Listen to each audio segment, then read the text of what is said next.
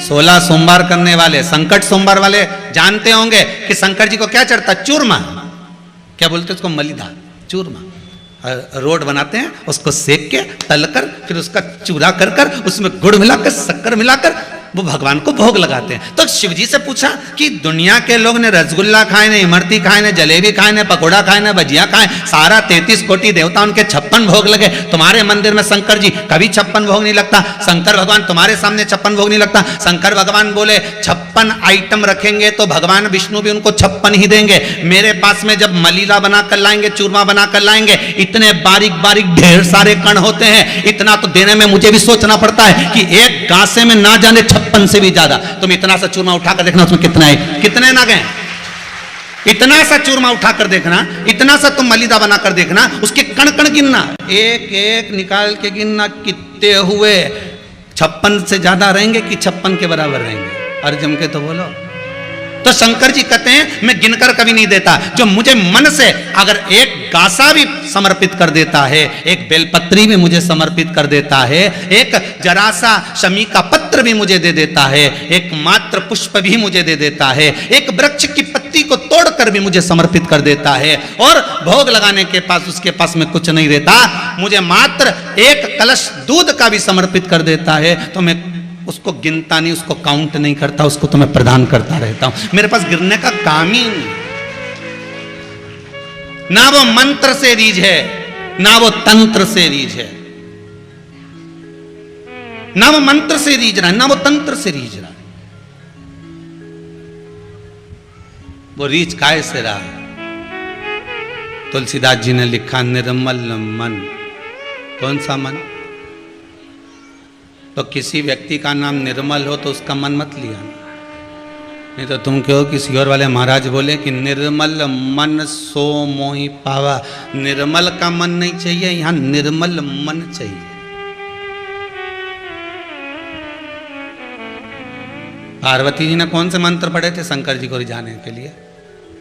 कहीं लिखा हो तो बता देना। केवल एक ही मंत्र पढ़ती थी, पंचाक्षर नमः शिवाय, नमः शिवाय। पंचाक्षर मंत्र पढ़ रही है। मीराबाई ने कौन से श्लोक पढ़ दिए थे, कौन से मंत्र पढ़ दिए थे? जो गिरधर गोपाला मेरा कन्हैया मीराबाई के आगे पीछे घूमते थे। कर्माबाई कौन से मंत्र जानती थी? जो भगवान जगन्नाथ उसके घर में खिचड़ी खाने आ जाते थे। नामदेव जी कौन से मंत्र जानते थे, कौन सी विद्या जानते थे, जिससे हरिविठ्ठल का उनको दर्शन हो जाता था। संत तुकाराम जी कौन से मंत्र पढ़ते थे, जिससे मेरा पांडुरंगा उनके सामने आ जाता था। रामकृष्ण परमहंस कौन से मंत्र पढ़ते थे, जिससे जगतजननी जगदम्बा उनके सामने प्रकट हो जाती थी। भगवान मंत्र और तंत्र से नहीं प्रगटा, भगवान केवल तुम्हारे भाव से प्रगटा है। आप नहीं जानते कुछ, आपको कुछ भी नहीं आता, आप तो उसको दिल से रिझाओ। तो हमने दौसा राजस्थान में कथा करी थी, तब कहा था, और इससे भी पहले अगर यूट्यूब पर कथाएं डली हों तो उनको निकाल निकाल कर सुनना। हमने 50 बार कहा कि हमको संस्कृत नहीं आती। सुना कि नहीं सुना पहले भी? अरे बोलो तो जम के, बोला है ना, नहीं आती। और ये भी शिव महापुराण की कथा हो, भागवत पुराण की कथा हो, देव अधिदेव महादेव बाच रहे हैं और देव अधिदेव महादेव सुन रहे हैं और देव अधिदेव महादेव करा रहे हैं। अपनी सामर्थ्यता नहीं, हमारी कोई सामर्थ्यता नहीं।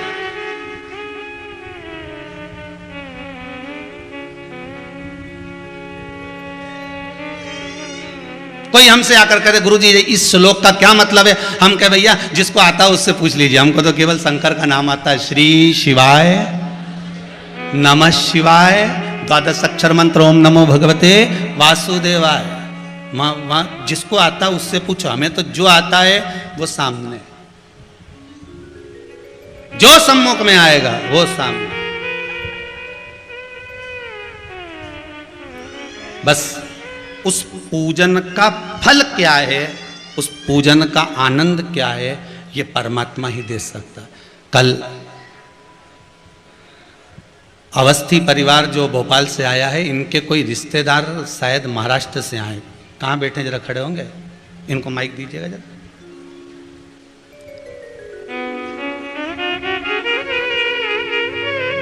और ऐसे इतने पत्र जो आपने भेजे हैं, इसमें एक एक चीज का मैं वर्णन जितने बन सकता उतना दूंगा। ये अवस्थी परिवार के कोई रिश्तेदार आए हुए हैं। कल बता रहे थे गुरुदेव, आपने जो श्रावण के महीने में शिवरात्रि का जो पूजन कराया था, जिसमें गुलाब के फूल और काली मिर्च चढ़ी थी, तो उस पूजन को सावन के महीने में हम जब कर रहे थे, और ऐसा केवल एक चमत्कार बताने वाले ये नहीं, रोज 50 आते हैं और एक ही बात कहकर जाते हैं कि उस पूर्णिमा, उस शिवरात्रि की पूजन का ये फल हुआ। आज भी एक बालक सुबह, आप लोग यहाँ थे जो होंगे उनको मालूम होगा, वो दरवाजे से दंडवत करते करते करते करते यहाँ तक आया हो। किस किसने देखा, जरा हाथ उठाओ, देखा है आप लोगों ने जी? तो बालक दंडवत करते हुए आया, तो उसकी सूचना पहुंची कि वो कोई बालक है दंडवत करता आ रहा है। हमने पूछा क्यों भैया, क्यों दंडवत कर रहे हो? कि बहुत समय से प्राइवेट स्कूल में जॉब कर रहा था, पर एक बार शिवरात्रि का ऐसा पूजन कर लिया कि ना जाने कितने टीचरों की पक्की गवर्नमेंट सर्विस लग गई, ये उसकी कृपा है। अब मैं इनसे कहूंगा, जो महाराष्ट्र से आए हैं अवस्थी परिवार के रिश्तेदार, पूछना चाहूंगा आपको बाबा ने क्या दिया? अब आप बताओ। शिव। कहाँ से आए हो आप? हम जलगांव महाराष्ट्र। माइक पास में। जलगांव महाराष्ट्र। जलगांव महाराष्ट्र। क्या नाम है आपका? एडवोकेट शुक्ला।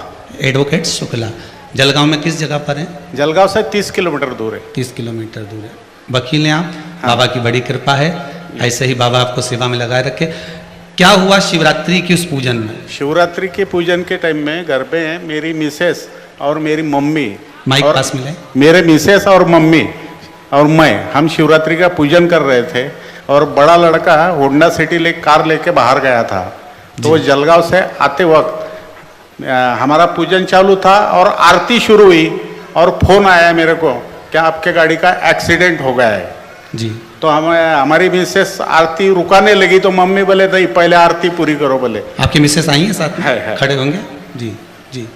तो वो आरती पूरी की, और उसके बाद में फिर कौन बोला कि आरती पूरी करो? हमारी मम्मी बोले कि आरती पहले पूरी करो शिव जी की, फिर बाद में अपन पूछते हैं क्या हुआ है जी। तो फिर उसके बाद में आरती पूरी करने के बाद 5 मिनट से बड़े लड़के का ही फोन आया जी, कि पापा गाड़ी पूरी पलटी हो गई है, चारों चक्के ऊपर है, मैं बाहर कैसा आया ये मुझे पता नहीं, और मेरे को खरोच भी नहीं है।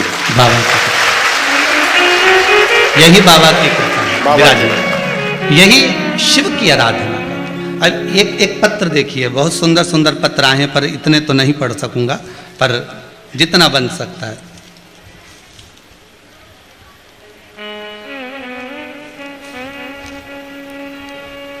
श्रीमती इंदिरा जी निहुमकर इंदौर सिंधी कॉलोनी से आई है।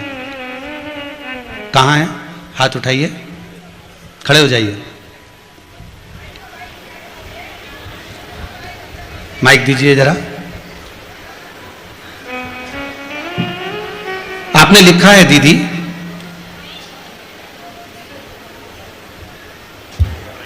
श्री शिवाय नमस्तुभ्यम महाराज, फरवरी में रुद्राक्ष महोत्सव में आई थी। इंदौर सिंधी कॉलोनी से मैं अपनी कमर से बहुत लाचार थी। 17 साल से मुझे कमर की तकलीफ थी, जो कभी डॉक्टरों से भी ठीक नहीं हो पाई। रुद्राक्ष उत्सव में अब मैं आपके मुख से सुनना चाहूंगा। दीदी बताएं, क्या बाबा ने कृपा करी आपको? सर मैं 17 साल से बहुत कमर से परेशान थी। कहाँ से आए हैं आप? इंदौर से। इंदौर से। क्या नाम है आपका? इंदिरा जी। सिंधी कॉलोनी जी। बहुत परेशान थी, डॉक्टरों ने ऑपरेशन का भी बोल दिया था, पर ऑपरेशन नहीं कराया। इस बीच में मेरे हस्बैंड भी चले गए, बहुत परेशान हुई मैं। पर यहाँ आई मैं पहली बार कब आए थे यहाँ? रुद्राक्ष महोत्सव में जी। बस जब से फिर मेरी कमर में थोड़ा आराम होने लगा और बिल्कुल अच्छी हो गई। आप दवाई गोली सब बंद कर दी? सब बंद कर। बाबा की कृपा, धन्यवाद। बैठिए, यही बाबा की कृपा। माइक ले लीजिए। शिव उपासना का फल क्या है? ना तो कुबेरेश्वर धाम में कोई बेल दी जाती है, ना कोई भभूति दी जाती है। इस कुबेरेश्वर धाम में ना कोई तंत्र विद्या, ना कोई मंत्र विद्या, यहां तो केवल एक ही है, और वह देव अधिदेव महादेव है। कंकर में शंकर समाया है। आप शिव को बस पहचान जाओ। शंकर है क्या? दुनिया के लोगों ने उनको पिटारे में बंद कर कर रख दिया था। जैसे सांप को पिटारे में बंद कर कर नहीं रख देते, ऐसे लोगों ने शिव जी को बंद कर कर रख दिया था कि शंकर कुछ है ही नहीं, बस आपको जपना है, इनको जप लीजिए, उनको जप लीजिए, ये पूजन कर लो, ये कर लीजिए, ये कर लो। पर शिव महापुराण की कथा कहती है इधर उधर मत भटको, जिसके पास में अंत समय में जाना है। भगवान विष्णु बैकुंठ के देवता हैं, ब्रह्मा ब्रह्मलोक के देवता हैं और मृत्यु लोक का देवता है मेरा देवाधिदेव महादेव, जो मृत्यु लोक में रह रहा है, मृत्यु लोक का देव है। तो आपका जीवन का सर्वस्वता ध्यान करेगा। पड़ोसन को कितनी भी चाय पिला लेना, जायदाद का हिस्सा नहीं देगी। तुम्हारे यहां की पड़ोसन हो तो बात दूसरी है, हो दे दे। हमारे सियोर की तो नींद है दादा।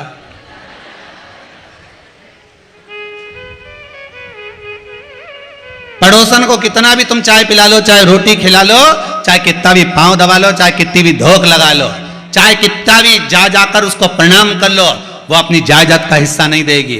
पर सास कितनी भी गाली दे ले, अपशब्द कह ले, कितना भी झगड़ ले, तो भी जायदाद का हिस्सा तुम्हें ही देगी, सियोर वाला महाराज के नहीं।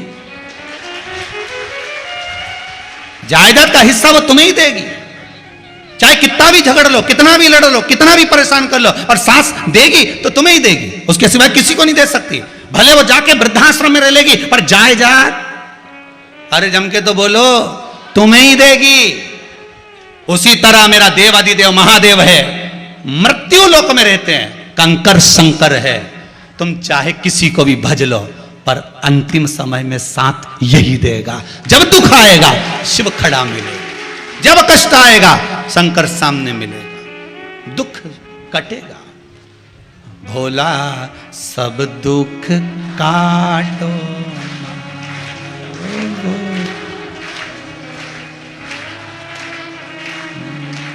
सब कट जाए। अकाल मृत्यु वो मरे जो काम करे चंडाल का, काल उसका क्या बिगाड़े जो भक्त हो महा। जो शंकर का उपासक होगा तो काल करेगा भी तो करेगा क्या कर सकते।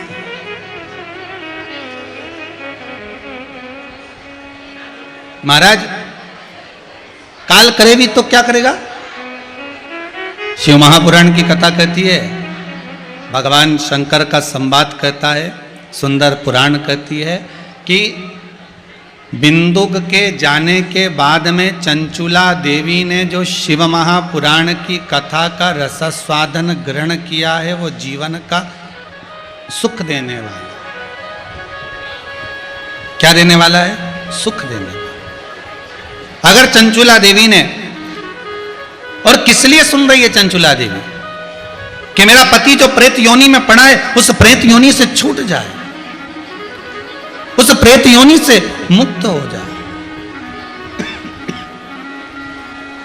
चंचुला देवी अगर कथा सुन रही है तो पति को प्रेत योनि से मुक्त करने के लिए श्रवण कर रही है, मुक्त करने, बस छूट जाए ये प्रेत योनि से। एक बात हमेशा ध्यान रखिए, अपने जीवन में उतार कर रखिएगा, यदि आप भगवान की भक्ति में लगे हुए हो तो जीवन की सार्थकता, जीवन की एक सार्थकता। अच्छा एक बात और अच्छे से समझ लो, मान लो आपके यहां कोई आया और आकर दरवाजे से बोला, ए जा तेरे पिताजी के बोल बेरुसीन आया है, जा बोल क्या। छोरा अंदर गया और अंदर जाकर वापस बाहर आकर बोला, पिताजी अभी नहीं मिलेंगे, अखबार पढ़ रहे हैं। क्या पढ़ रहे हैं? जम के बोलो जरा, अखबार पढ़ रहे हैं। अब भैरू सिंह के गुस्सा आएगा कि नहीं आएगा, कि मैं इतनी दूर से मिलने इससे आया हूं और ये अखबार छोड़ के नहीं आ सकता। बोलो गुस्सा आए कि नहीं आए? तुम भी किसी के यहां जाओ और तुम जाकर के जरा अंदर जाके बोलो तुम्हारे पापा से कि मिलने आए, और अंदर से आके बोले अभी अखबार पढ़ रहा है, नहीं मिलना, अभी अखबार पढ़ रहा है, वो नहीं आ रहे बाहर। तो इसने फिर कहा, जा जाकर बोल कर आ तेरे पिताजी को। फिर वो गया, पापा पिताजी पिताजी बोले बोल दे अखबार पढ़ रहे हैं। ये फिर आ गया। अरे मैंने बोला तो पिताजी अखबार पढ़ रहे हैं, वो नहीं आने वाले अभी यार। इसको गुस्सा आ गया, खूब क्रोध आया, खूब आड़ा टेढ़ा बोला। अगर तुम भी होते तो यही करते। बोलो तो सही कि इतनी दूर से 8 किलोमीटर 10 किलोमीटर 20 किलोमीटर दूर से अपन उससे मिलने जाओ और व्यक्ति अखबार छोड़कर नहीं आए मिलने, तो गुस्सा नहीं आएगा? अब तुमने तो आड़ा टेढ़ा बोला, गुस्सा भी आया, अब शब्द भी बोले। बताओ कैसा व्यक्ति है, कैसा गंवार व्यक्ति है, इसको समझ में नहीं आता। मैं इतनी दूर से आया और ये कैसा, बताओ अखबार नहीं छोड़कर आ सकता। और मालूम पड़े अब तुम अब की बार फिर उससे मिलने गए और मिलने कर तुमने कहा जा तेरे पिताजी से बोल भेरू सिंह आया है। और छोरा गया अंदर और अंदर से वापस आया। पिताजी गीता जी का पाठ कर रहे हैं, अभी बोल रहे हैं कि आ जाएंगे। गीता जी पढ़ रहे हैं और क्यों तो मैं उठा दूं? नहीं नहीं नहीं मत उठा, पाठ करने दे इसको, पढ़ लेने दे। तुम किसी के जाओ और कोई आकर कह दे जा तेरे पिताजी को कहे, और वो कहे कि रामायण पढ़ रहे हैं, रामायण का पाठ कर रहे हैं, और फिर आप गुस्सा करोगे? जम के तो बोलो नहीं। और वो कह भी रहा है, आप कहो तुम पापा को उठा देता हूं। नहीं नहीं दादा, वो रामायण पे से उठे, राम जी मुझे उठा दे, रहने दे दादा, तू ऐसा काम करे ही मत। नहीं उनके तो पूरा पढ़ने दे तू तो दादा। नहीं तुम बोलो तो उठा दूं मैं। नहीं नहीं पढ़ने दे। अब तुम्हें गुस्सा आएगा? नहीं। इंतजार भी करोगे और नहीं भी करोगे तो जाओगे तो भी गुस्सा नहीं आएगा क्या? अब पाठ कर लेना, हाँ तारा पिताजी के बोल देना मैं शाम के मिल लूंगा। और अखबार पढ़ने की सुनी थी तो कितना गुस्सा आ रहा था। गीता जी और रामायण पढ़ने की सुनी तो गुस्सा आया क्या? बस उसी तरह से परमात्मा है। तुम जितनी देर सत्संग में लगे रहते हो परमात्मा भी तुम पर प्रसन्न बना रहता है। कोई क्रोध नहीं, कोई गुस्सा नहीं, कोई अपशब्द नहीं। तुम गलत काम में लगे, काम लोभ आसक्ति वृष्णा तृष्णा आदि कादिक मांसाहार मदिरा पान जुआ व्रती जितने गलत काम में तुम लगे हो तो उसको गुस्सा आएगा कि नहीं आएगा? भैरू नाराज होगा कि नहीं होगा कि अखबार नहीं छोड़े? गीता पकड़े तो गुस्सा नहीं आए, रामायण पकड़े तो गुस्सा नहीं आए, शिव महापुराण पकड़े तो गुस्सा नहीं आए, भगवान का भजन पकड़े तो गुस्सा नहीं आए, पर गलत चीज पकड़ोगे तो गुस्सा तो आएगा।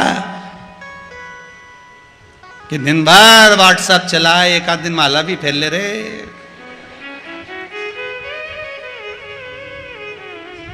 टच स्क्रीन के चक्कर में पड़ा, इसको भी तो टच कर ले रे, उसका भी भजन कर ले।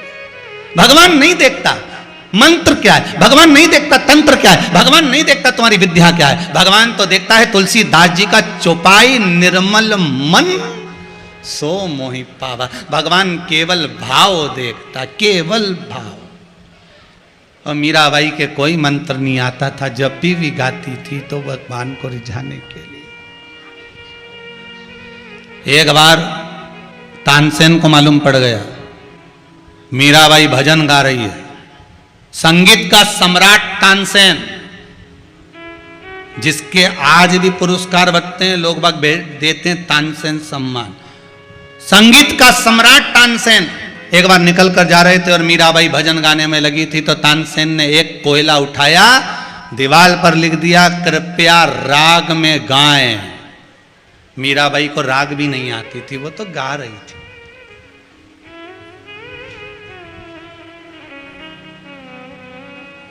उनको कंपटीशन में उतरना है, इसको कौन सा कंपटीशन करना है? अरे बोलो तो सही।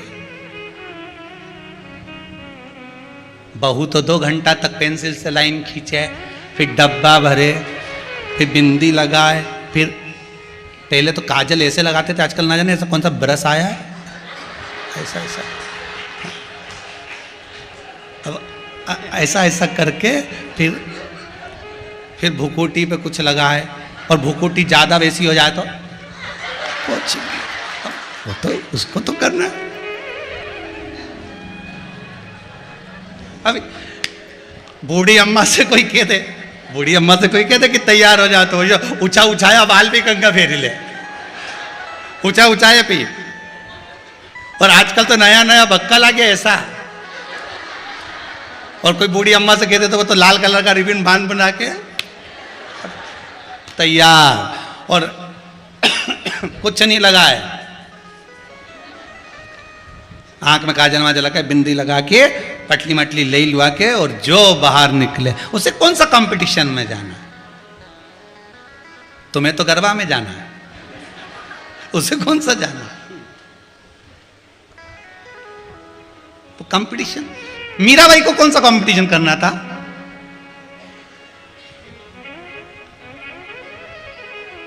तानसेन ने लिख दिया कृपया राग में गाएं। मीराबाई भजन गाकर उठी, दो चार लोगों ने कह दिया मीरा अभी तानसेन निकला था, संगीत का सम्राट तानसेन निकला था, तुम्हारे लिए लिखकर गया है और कहकर गया मीरा को दिखा देना। लिखा हुआ था दीवाल पर कृपया राग में गाएं। मीराबाई ने कोयला उठाया, राग के आगे लिख दिया अनु। क्या लिखा? अनु।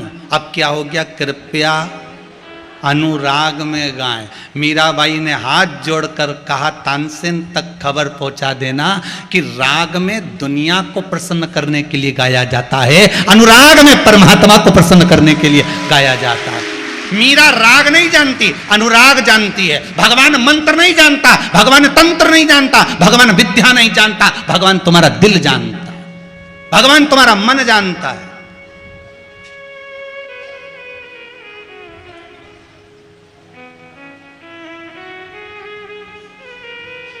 शिवरात्रि के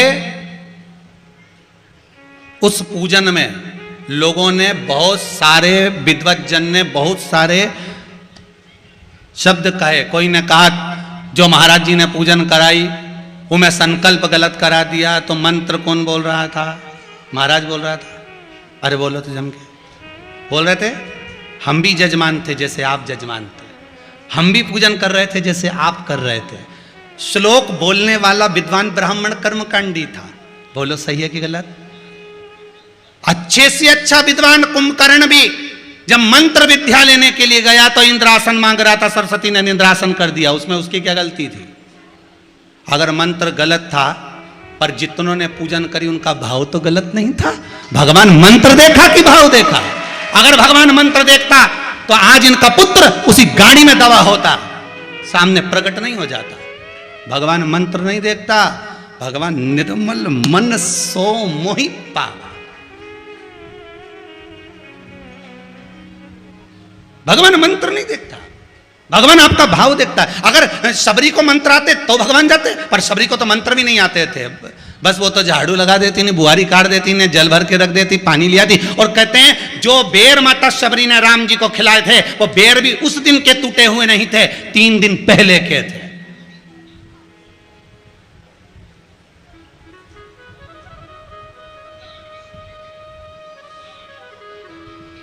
तीन दिन पहले के, और वो बेर शबरी दे रही है, चक चक कर दे रही है, प्रदान कर रही है, क्योंकि शबरी को कुछ नहीं आता। शबरी तो भिलनी की जाई, भिलनी है, एक भील के घर की पुत्री है, वो क्या मंत्र बोलेगी साहब?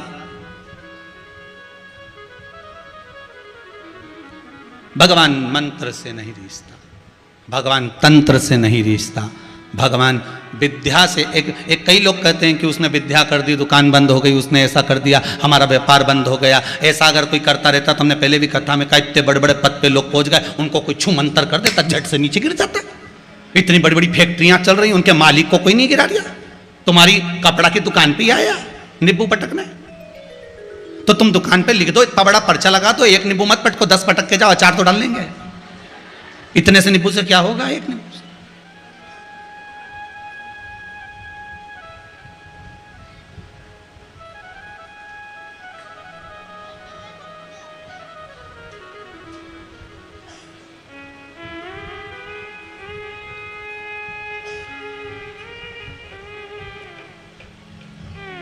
एक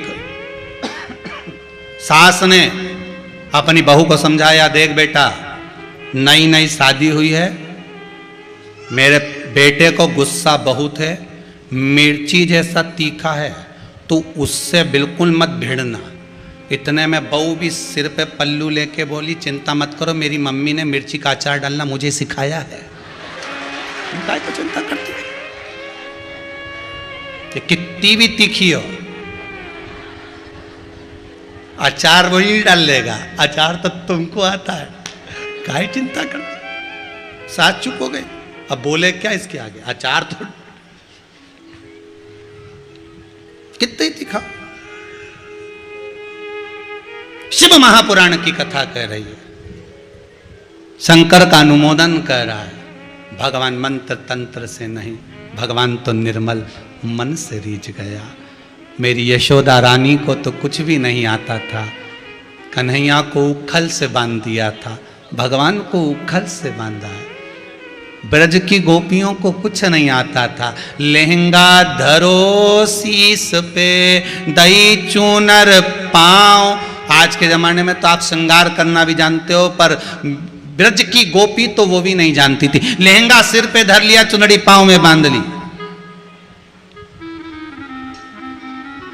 लाली दई नयन में लिपस्टिक कहाँ लगाई, सुरमा दिया होठ, काजल कहाँ लगाया, होठ में। दांत थोड़े लंबे लंबे थे, काले काले होठ थे। 16 श्राद्ध में संजा होली नहीं होती, दीवार पे गोबर से बनाते हैं। अब तुम्हारे उधर बनाते कि नहीं बनाते हमें नहीं मालूम, पर हमारे यहाँ संजा होली दीवार पर ऐसे गोबर से बनाते हैं, चमकीली चमकीली पंदी चिपका चिपका के। तो उसमें वो गीत गाते ना, हिरनी को बड़ा बड़ा दांत, कि थारी अम्मा मारेगी कि कूटेगी। अब वही समझ में आ गया कि छोटी सी गाड़ी लुढ़कती जाए। आता आपको? चलो गाओ तो जरा।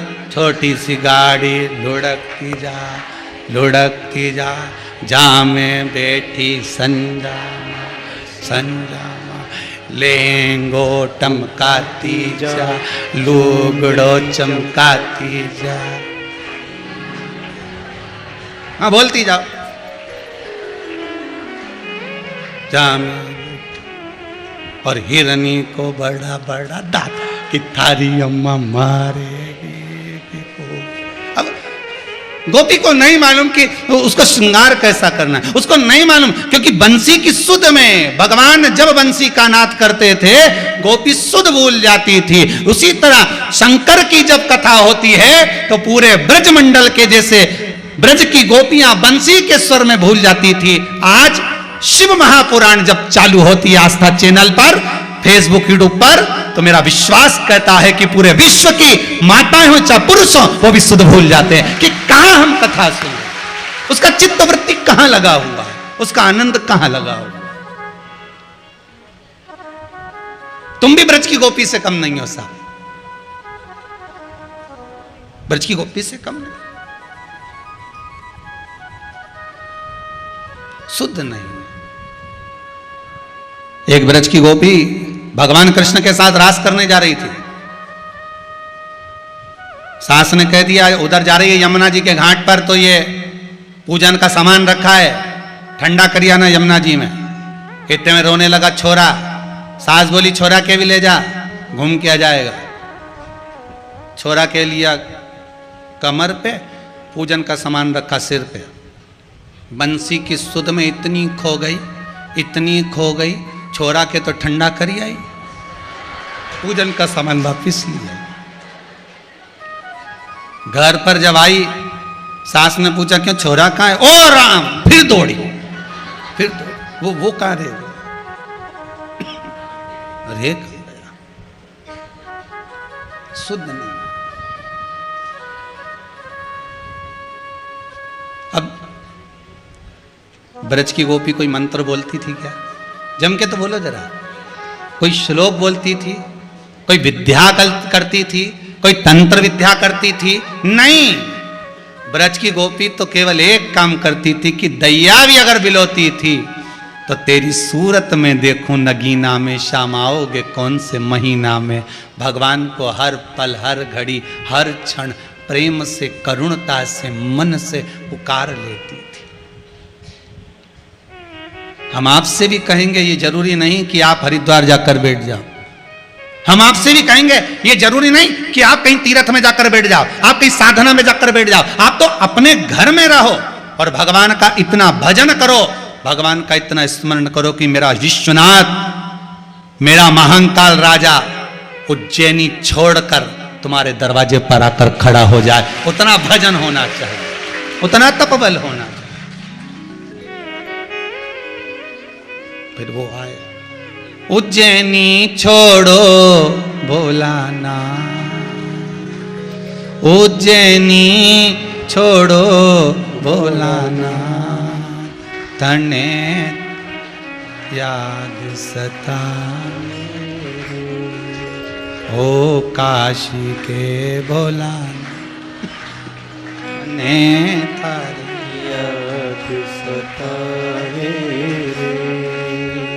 भगवान को केवल हे भगवान, हे परमात्मा, हे शिव, हे करुणा सागर, हे राम, हे कृष्ण, हम कुछ नहीं जानते। हम तो केवल एक ही बात जाने जो तुलसीदास जी ने कहा कि कलयुग केवल नाम आधारा, सुमर सुमर नर पारा। और इसके सिवाय केवल एक बात जाने कि निर्मल मन से जो मिल जाएगा वो आनंद का सुख पा जाएगा।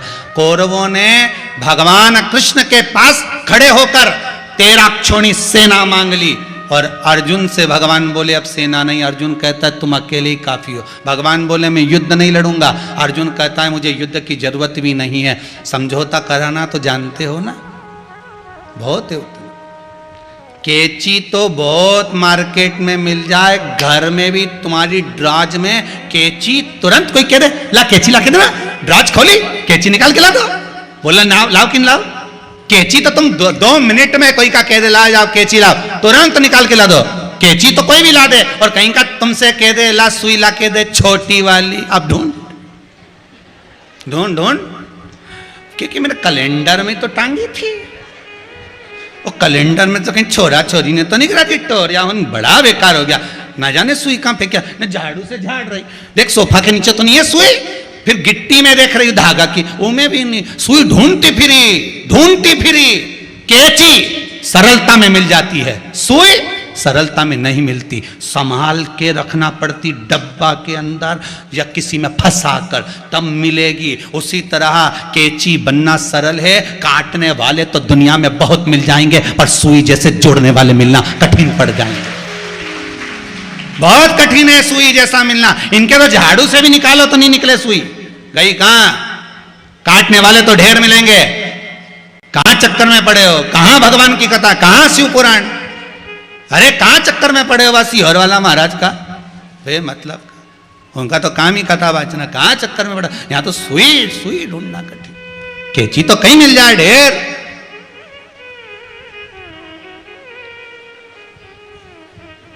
ढेर मिले।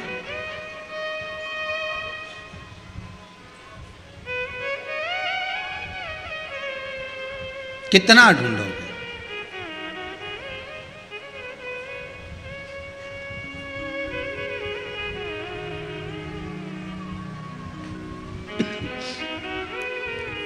यहां जहां आप बैठ के कथा सुन रहे हो ना, इस हॉल में कथा होती है तब तक तो आपको जगह दिखती है, बैठ जाते हो। जैसे ही कथा 2 बजे छूटेगी, 2:30 बजे इस हॉल में आके देखना तो सबका गद्दा लगा मिल जाएगा। हमारी जगह है जगह।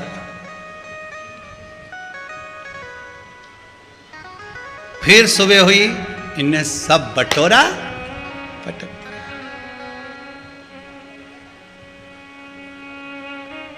धन्य हैं आप, आपकी भक्ति। बस ऐसा ही चाहिए।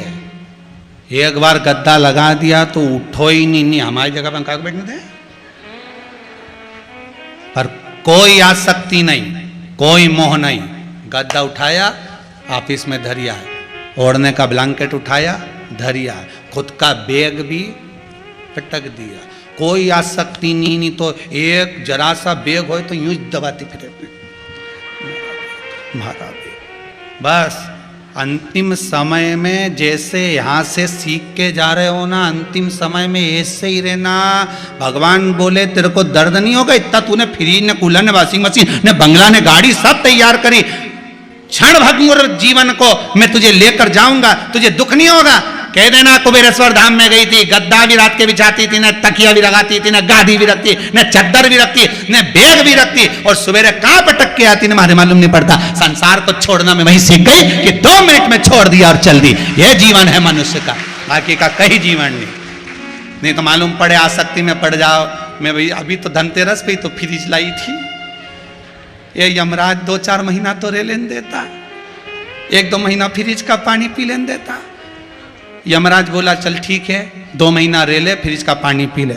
अब 2 महीना यमराज उसको छोड़ के चले गया मान लो, और छोड़ के चले गया, फिर यमराज लेकर जाने लगा, आप चल।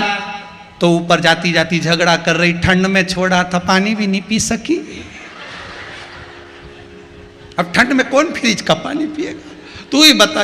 यमराज बोले फालतू की बात करना मत, चल अभी चल। कहां चक्कर,